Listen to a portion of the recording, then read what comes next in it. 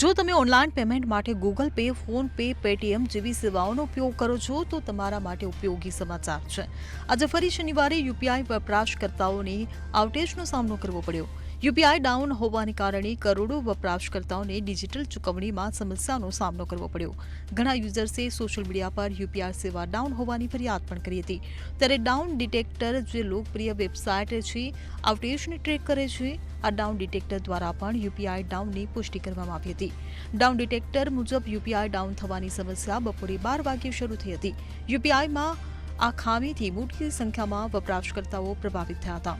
12-13 minute સુધીમાં 1800થી વધુ વપરાશકર્તાઓએ Google Pay, PhonePe, Paytm, એસબીઆઈની ડિજિટલ ટ્રાન્ઝેક્શન સેવાઓ બંધ થવાની ફરિયાદ કરી હતી. ત્યારે યુપીઆઈ ડાઉન હોવાને કારણે સ્થાનિક ખરીદી, ઓનલાઈન બિલ ચૂકવણી અને પૈસા ટ્રાન્સફર સહિતના ઘણા કાર્યો અટકી ગયા હતા.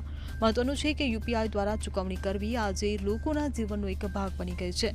આ જ કારણ છે કે જ્યારે યુપીઆઈમાં આઉટેજની સમસ્યા હોય છે ત્યારે લાખો લોકો તેનાથી પ્રભાવિત થાય છે. Bureau report CN24 news. હવે જુઓ દેશ દુનિયાની તમામ ખબરો તમારી આંગળીના ટેરવે. ઉઠાવો મોબાઈલ અને ગૂગલ પ્લે સ્ટોર પરથી ડાઉનલોડ કરો અમારી CN24 ન્યૂઝ મોબાઈલ એપ.